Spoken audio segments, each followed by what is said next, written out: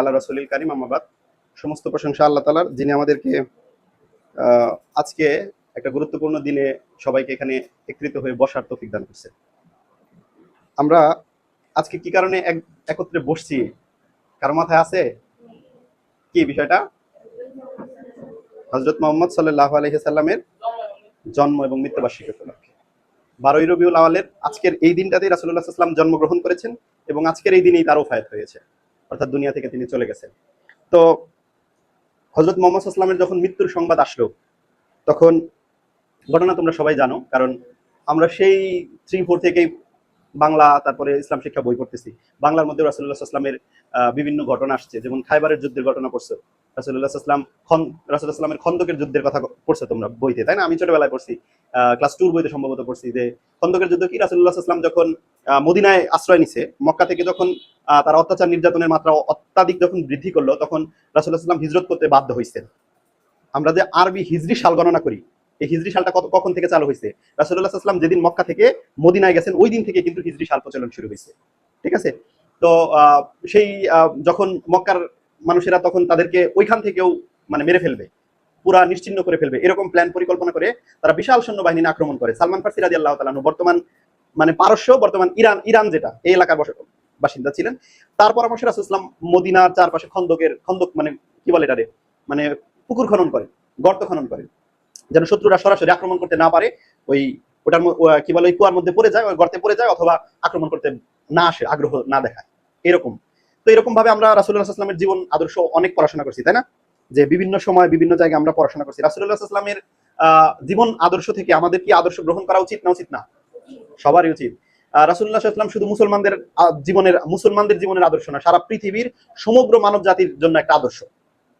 একজন বই লিখছে, আমার এখানে একটা বই আছে, পৃথিবীর বিখ্যাত 100 জন মানুষ।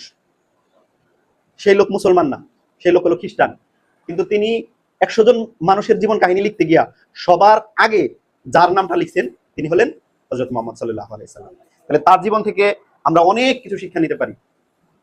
তার জীবনটা একটা পূর্ণাঙ্গ প্যাকেজ, একটা আদর্শ।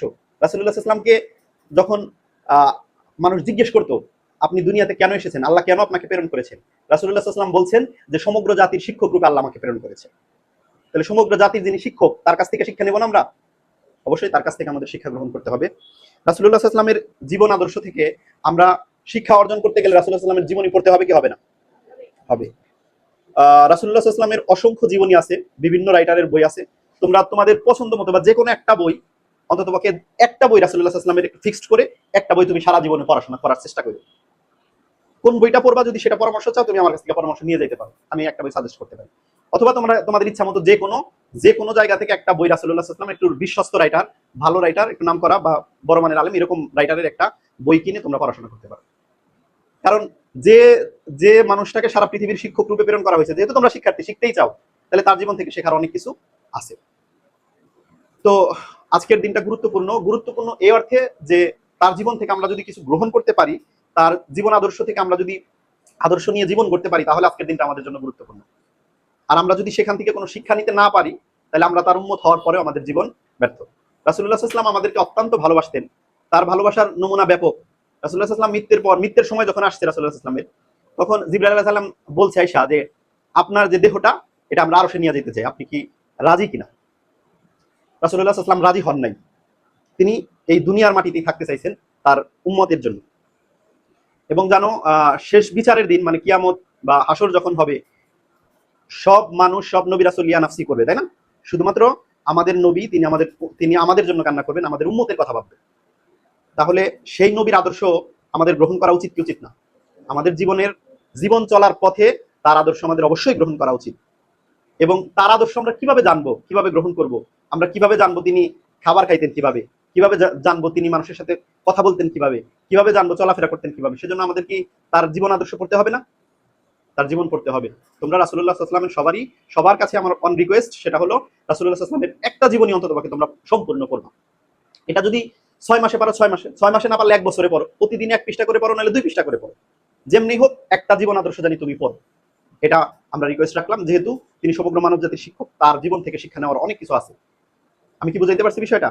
তাহলে আজকের এই দিনে আমরা রাসূলুল্লাহ সাল্লাল্লাহু আলাইহি ওয়াসাল্লামের জন্য দোয়া করি, তার জন্য দরুদ শরীফ পড়ি বেশি বেশি, এবং তার মাগফিরাত কামনা করি। আমরা যারা বিজ্ঞান পড়াশোনা করি, আমরা একটা সূত্র পড়ি, প্রত্যেক ক্রিয়ার একটা সমান এবং বিপরীত প্রতিক্রিয়া আছে। মানে আমি যদি এই দেয়ালে একটা জোরে ধাক্কা দিই, দেয়ালটা আমার সমান এবং বিপরীতে ধাক্কা দিবে। তো এই কথার প্রেক্ষিতে একটা কথা আসে, সেটা হলো তুমি যখন রাসূলুল্লাহ সাল্লাল্লাহু আলাইহি ওয়াসাল্লামের জন্য দোয়া করবা, রাসূলুল্লাহ সাল্লাল্লাহু আলাইহি ওয়াসাল্লামের তোমার দোয়ার দরকার নাই। রাসূল সাল্লাল্লাহু আলাইহি ওয়াসাল্লামের বলেই দিয়েছে যে তার আগের এবং পরের সকল গুনাহ মাফ। কিন্তু তুমি যখন দোয়াটা করবা, তখন ওটা কি হবে? রিফ্লেকশন হবে, প্রতিফলন হবে। ওই দোয়াটা তোমার জন্য এসে কাজে দিবে। সেজন্য আমরা বেশি বেশি দোয়া করব, দরুদ শরীফ পড়ব। তোমরা যা সবাই জানো যে আল্লাহ তাআলার কাজ কি, আল্লাহ কি কাজ করেন, আল্লাহর কি কি কাজ আছে? কোনো একটা কাজ আল্লাহ সবসময় করেন, সেটা কি জানো? সকল মাকলুকাত বা যে আমরা যে ফেরেশতা বলি, ফেরেশতারাও একটা কাজ করে সবসময়। আল্লাহ তাআলা নিজেও একটা কাজ করেন, সেটা হলো দরুদ পড়েন সবসময়। তো যাই হোক, দরুদের গুরুত্ব ব্যাপক। তোমরা যারা মুসলমান ধর্মের আছো, তারা রাসূলুল্লাহ সাল্লাল্লাহু আলাইহি ওয়াসাল্লামের উপর বেশি বেশি দরুদ পড়বা। যারা অন্য ধর্মের, তাদের সবার জন্য আমাদের রিকোয়েস্ট থাকলো যে রাসূলুল্লাহ সাল্লাল্লাহু আলাইহি ওয়াসাল্লামের জীবন পড়বা, জীবনী পড়ে দেখবা। ঠিক আছে? এই হলো আমার আজকের বক্তব্য। সবাইকে ধন্যবাদ আজকের এই অনুষ্ঠানে উপস্থিত হওয়ার জন্য। এবং আমরা সবাই আজকের এই দিনে শপথ করি যে আমরা রাসূলুল্লাহ সাল্লাল্লাহু আলাইহি ওয়াসাল্লামের জীবন আদর্শে নিজেদের জীবন গড়ে তুলব। আখির দাওয়ানা, আসসালামু আলাইকুম ওয়া রাহমাতুল্লাহ।